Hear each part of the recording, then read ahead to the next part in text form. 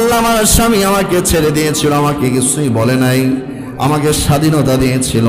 সন্তান বলবে আল্লাহ আমার বাবা আমাকে স্বাধীনতা দিয়েছিল, আমাকে কিছুই বলে নাই। আল্লাহ যার কারণে আমি হারামের ভিতর, গুনাহের ভিতর, অপরাধের ভিতর লিপ্ত হইলাম, ও আল্লাহ যেহেতু আজ জাহান্নামের আসামি হয়ে গেলাম, জাহান্নামের আসামি হয়ে গেলাম, যেহেতু আমি আজকে আসামি হইয়া জাহান্নামে নিক্ষিপ্ত হব। সূরাতুত তাগাবুনের 14 নম্বর আয়াতে বলেন, ইয়া আইয়ুহাল্লাযীনা আমানু ইন্না মিন আজওয়াজিকুম ওয়া আওলাদিকুম আদুওয়াল লাকুম ফাহদারুহুম। আল্লাহ বলেন হে ঈমানদাররা, আমানু, হে ঈমানদাররা, তোমাদের সন্তান সন্ততি এবং তোমাদের স্ত্রীদের মধ্যে কেউ কেউ তোমাদের শত্রু, কেউ কেউ তোমাদের শত্রু। আল্লাহ বলেন আদুওয়াল লাকুম ফাহদারুহুম, সাবধান, তোমরা তাদের থেকে সতর্ক থাইকো। আল্লাহ কথাটা কেন বললেন? কারণ বহু স্ত্রীদের কারণে স্বামীরা হারামের ভিতর লিপ্ত হতে কখনো দ্বিধাবোধ করে না, ঠিক কিনা? স্ত্রীদের চাহিদার কারণে, স্ত্রীদের বহু বিষয়ের পরামর্শের কারণে, কারণ স্ত্রীর প্রতি, সন্তানদের প্রতি একটু মায়া বেশি থাকে, ঠিক কিনা? আল্লাহ বলেন বহু সময় দেখা যায় অনেক স্ত্রীদের কারণে স্বামীরা হারামের ভিতরে লিপ্ত হইয়া যায়। অনেক সময় দেখা যায় সন্তানদের কারণে বাবারা অনেক সময় হারামের ভিতরে লিপ্ত হইয়া যায়।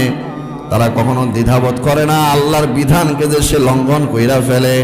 এজন্য আল্লাহ বলেন এদের থেকে সাবধান হও, এদের থেকে তোমরা সাবধান হও।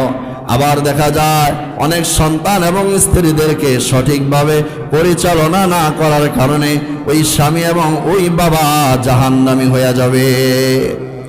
এজন্য কিয়ামতের ময়দানে বহু সন্তান এবং স্ত্রীর আল্লাহর কাছে মামলা করবেন। কি করবেন? আল্লাহর কাছে মামলা করবেন। আল্লাহ, দুনিয়ার জমিনে চলেছিলাম, অনেকভাবে ব্যতিক্রম ভাবে চলেছিলাম।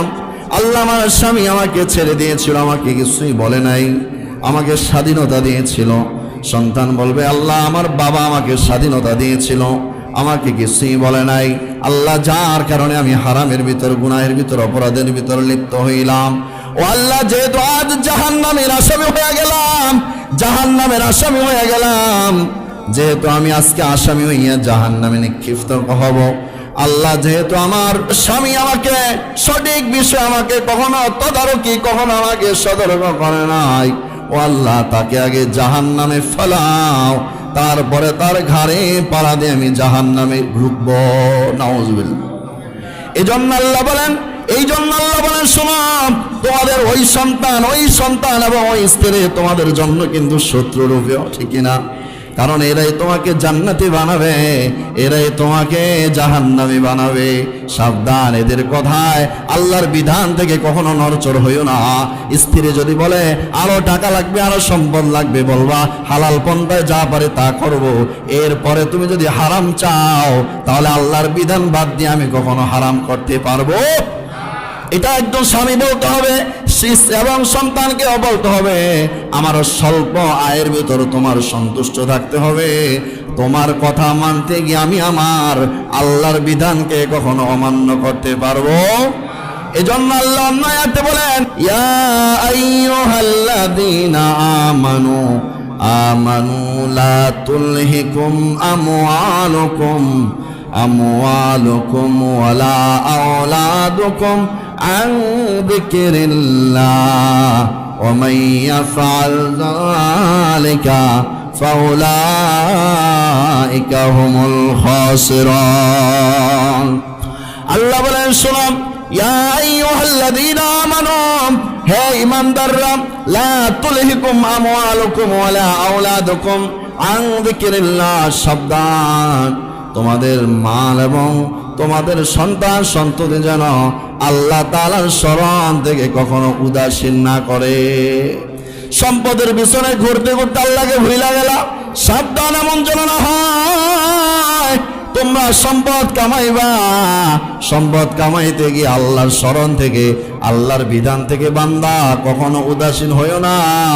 সন্তানের মায়ায় পইরা কখনো আল্লাহ তাআলার স্মরণ থেকে কখনো উদাসীন হইও না।